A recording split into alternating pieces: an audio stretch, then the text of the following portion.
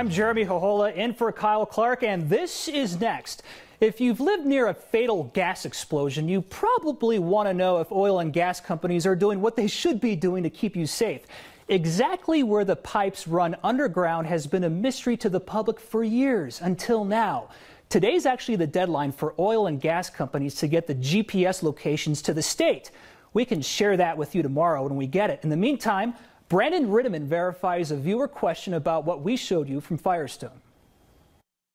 This is the one shot of video that got Corky to ask us, are those apartments or a motel under construction? Seem awfully close to that well that destroyed the home. So we took a look to verify that, and also, how safe is it? So let's start with the basics, Corky. You're right about it being close to a well. It's about there in that shot.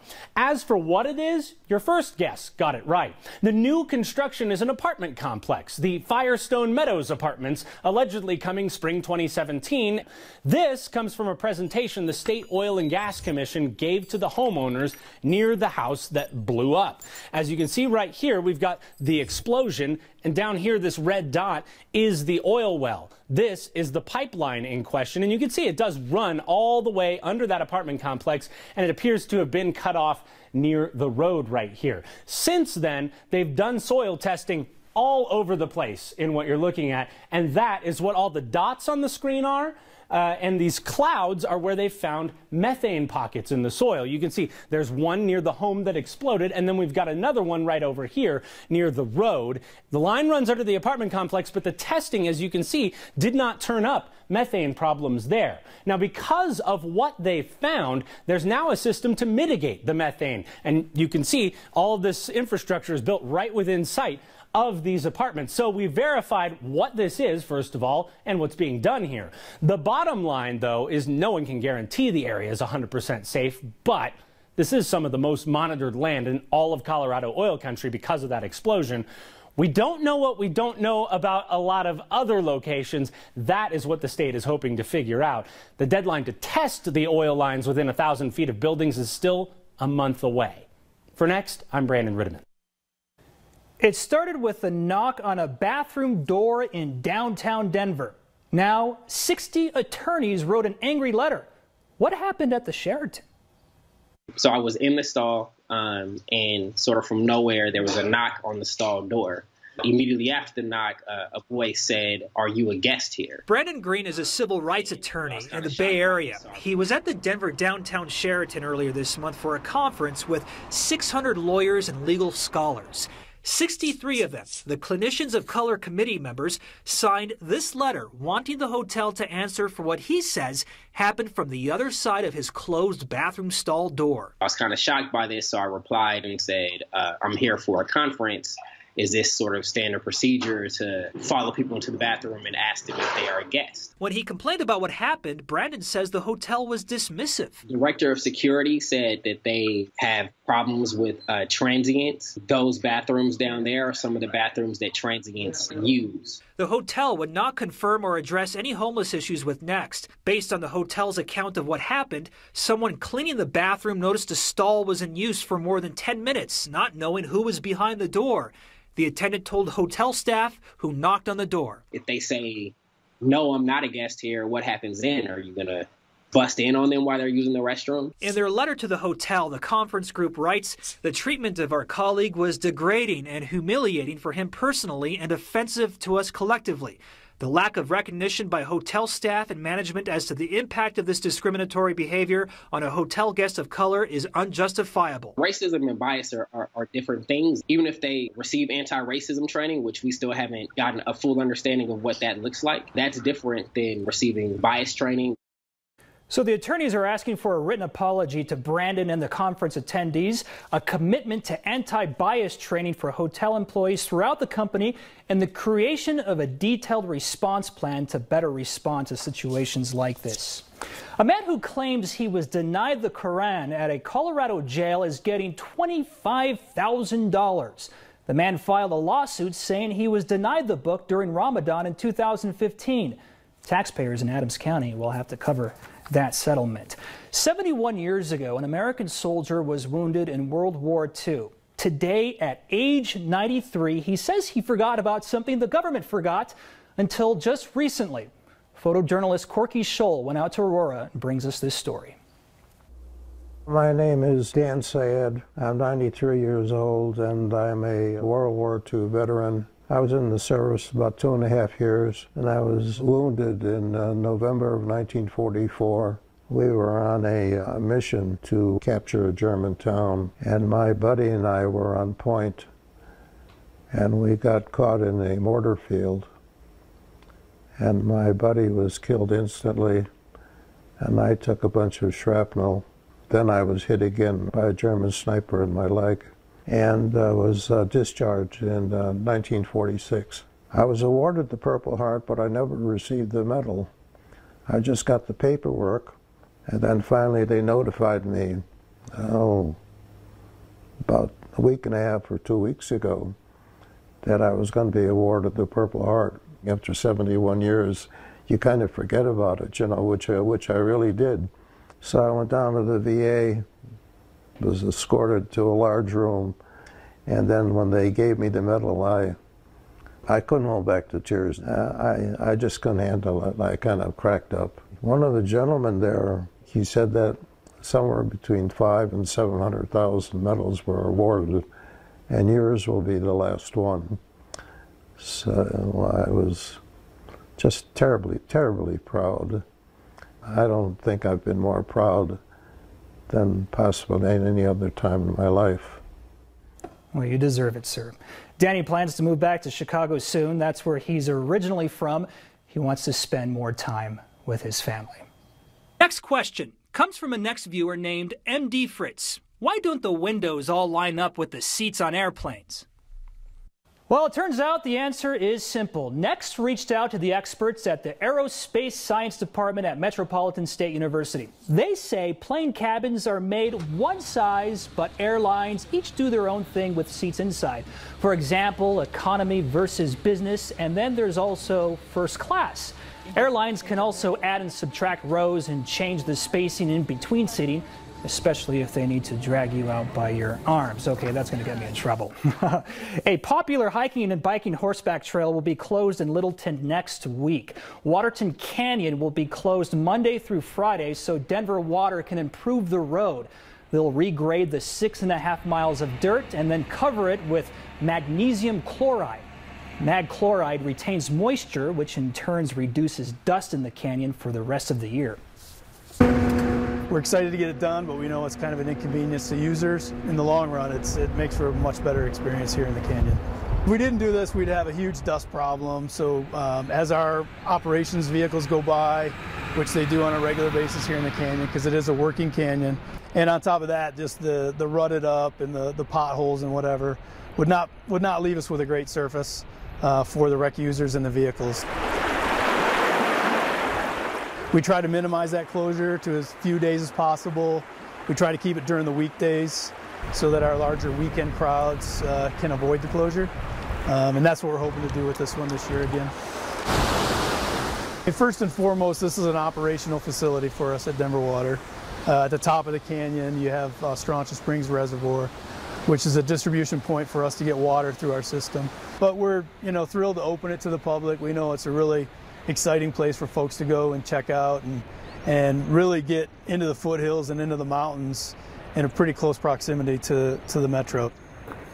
After next week's closure, Waterton Canyon is scheduled to reopen Saturday, June 10th. Next likes to keep you on your toes, to share the important stuff with you all. So after we ran a story on Friday about gargoyles that get dressed up, an interesting discussion happened among our viewers. So there's actually a difference between a gargoyle and a grotesque. Yes, grotesque isn't just an adjective, it's actually a noun. Cornell University says gargoyles are water spouts that help divert water away from buildings. Grotesques kind of look the same, but they're actually a sculpture found on churches and on some homes. So technically, gargoyles in front of the home we showed you all on Friday are grotesques. So we stand corrected to this egregious error. How grotesque. The most Colorado thing we saw today, two brothers, one big day, up high, ending with a home run. And the guy behind these amazing murals comes by. Finally, some real talent on this show. And flying toasters. Do you remember? Next.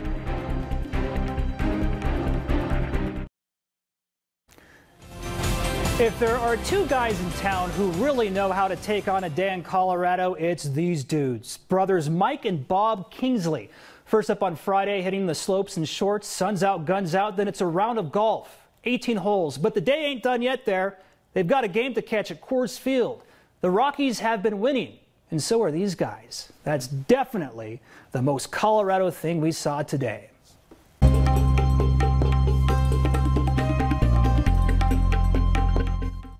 Well, if they want to do that again tomorrow, I think the weather, Jeremy, will cooperate. We're in a really nice stretch, a nice pattern right now as we say goodbye to May and hello to June.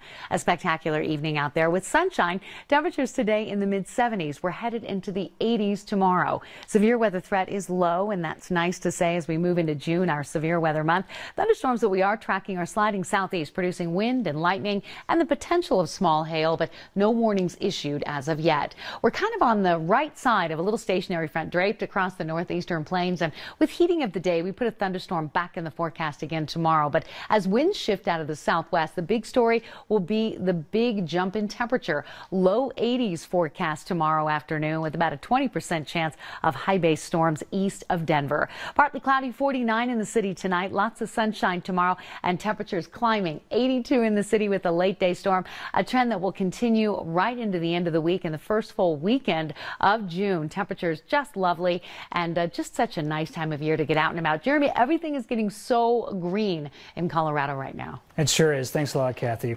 Here on Next, we like to profile interesting people who are doing some really awesome things. Today, I invited an artist on set you may not know, but you probably have seen his work all over Denver. His name is Gamma. Here's a bit of our interview.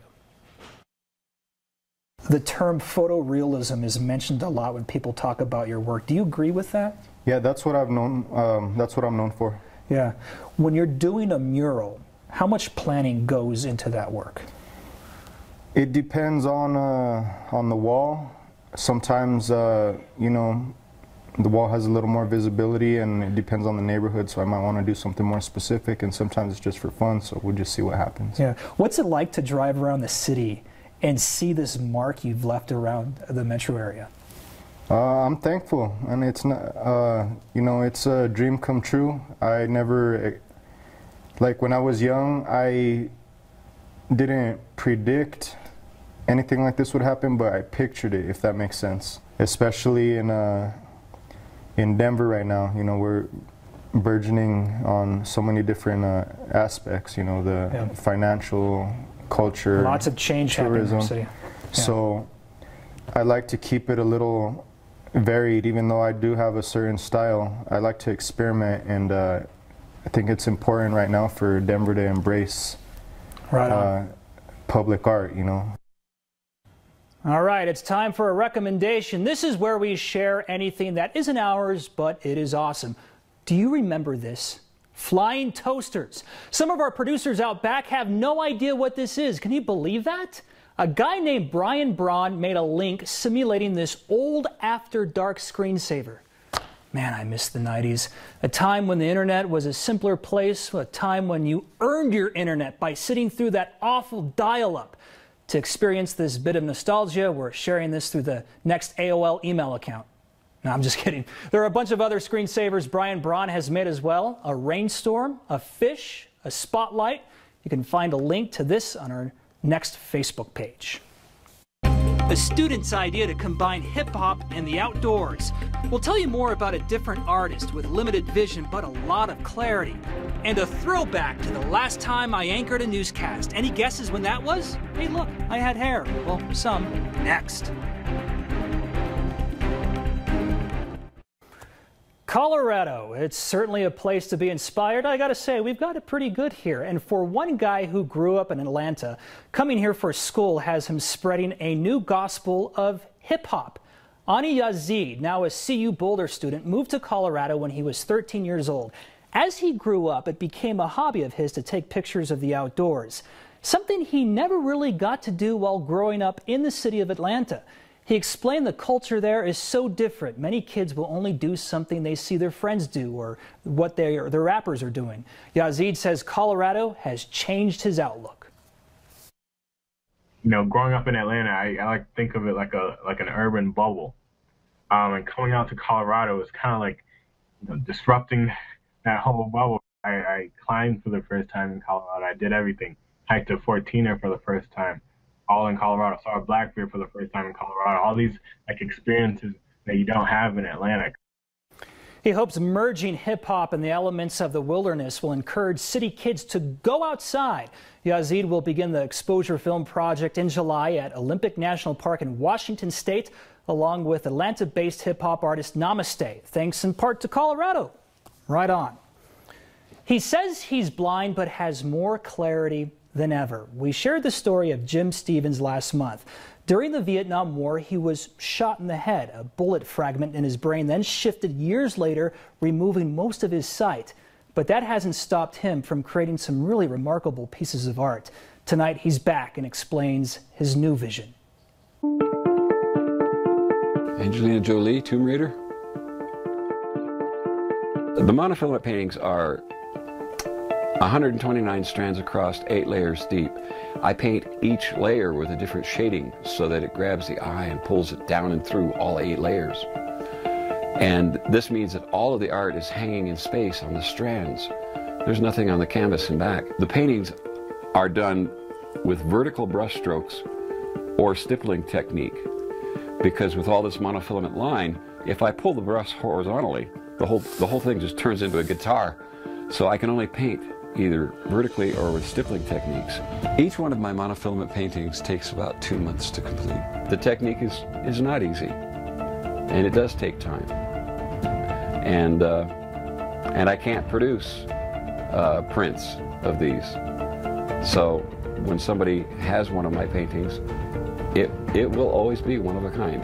And when I'm painting these, or any artwork that I do, I switch constantly between 5 different lenses that help me technically to try and see the work. I have lenses that I wear on my head. I have this one around my neck. I've even made, because I couldn't find one that I wanted and needed, I even make my own lenses to help with my work. But I'll switch back and forth between typically 5 different lenses while I'm working. I tell people I do what I love. I can't quit because I love it. I love what I'm doing. I had to overcome some things. I had to overcome some pretty horrible things. And if that's an inspiration to somebody else, that's the message I guess I could give to anyone. No matter what has happened, pursue what you love, not just what you think you can do.